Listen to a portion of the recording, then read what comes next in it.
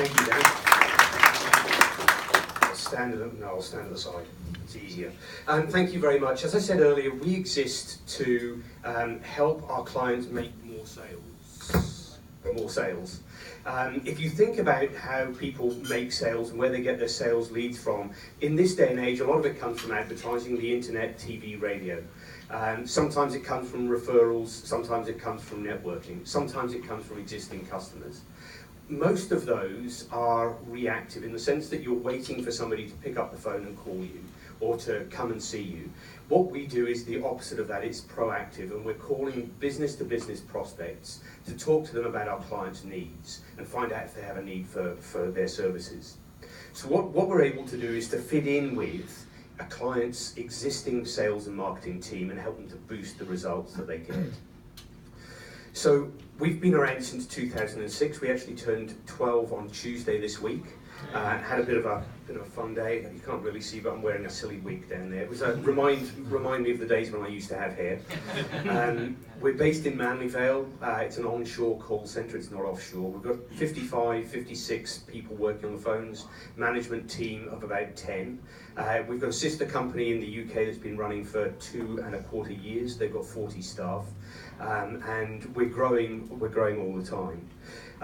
We have a lot of fun with the team. What we do is actually quite monotonous, quite routine, but we've got a great team of people, average age probably mid-40s, very low staff turnover. I think 57% of our team have been with us working on the phones for at least 3 years, and our churn of staff is about 8% per year, which in an industry like ours is really, really low.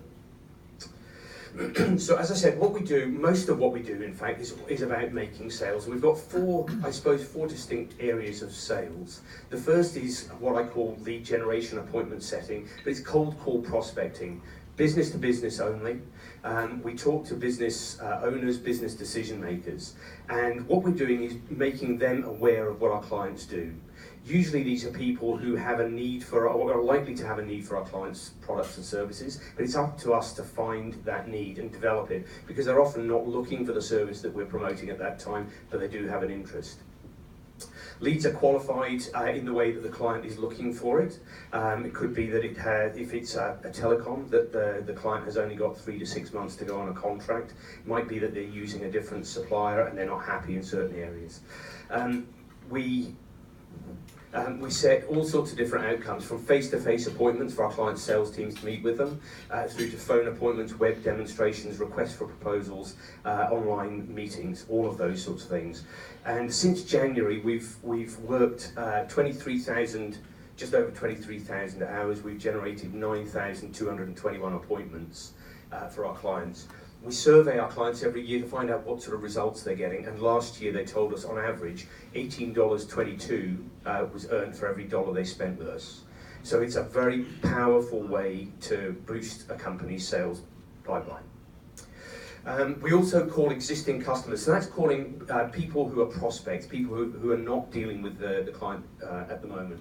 But we also talk to a lot of existing customers, and often that's about upselling or cross-selling them to a different product, introducing a new product for them.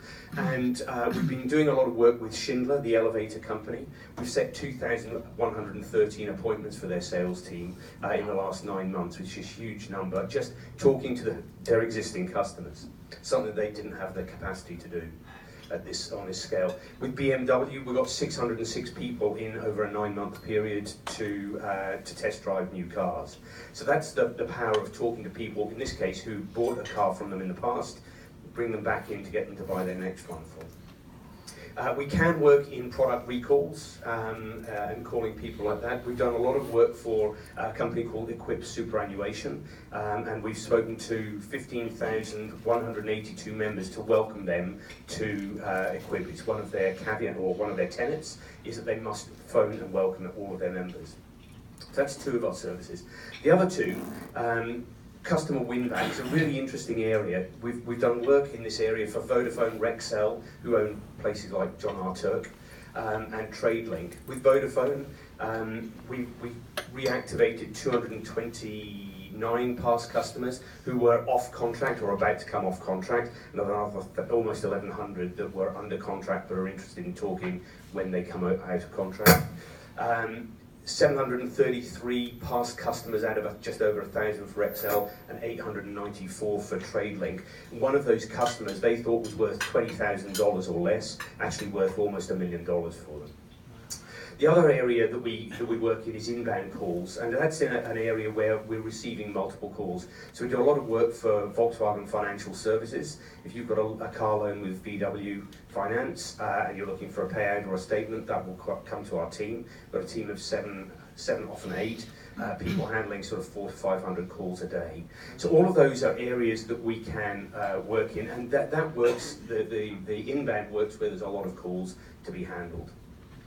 Here are some of our clients. I put up the names that you'll recognise.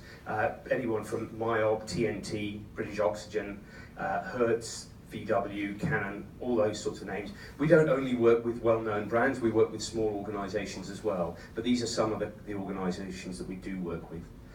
That you would recognise. I suppose the next slide is about the ideal referral.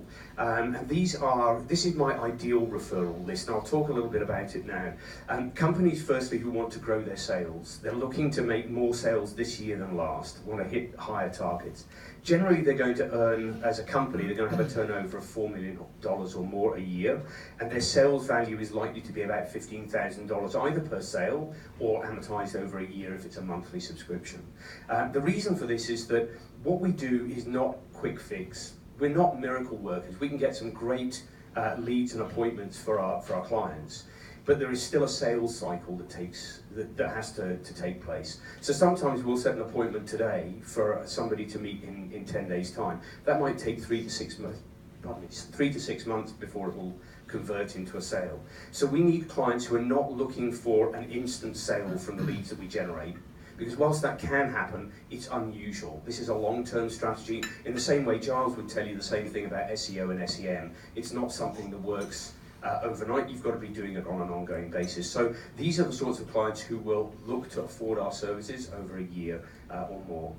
They need to have a sales team, and if it's inbound, then they need to have a large list of customers that are likely to call them. If they want customer win-back, utilities, people like that, large list of customers that they need to contact to reactivate them. The ideal business decision maker, typically it's going to be head of sales, can be head of marketing, can be the business owner. So if you know somebody who is in a company like this, they're looking for a long-term boost to their sales pipeline, this is a great solution. Is it a miracle working solution? No, it's not. It's a lot of hard work goes into the generation of leads, but the point that I always try to stress to people is it's up to the sales team then to convert those. They're not instant wins. It's not a hot lead like a referral. This is somebody who's expressed an interest in the product and is ready to have a discussion about how the client can help them.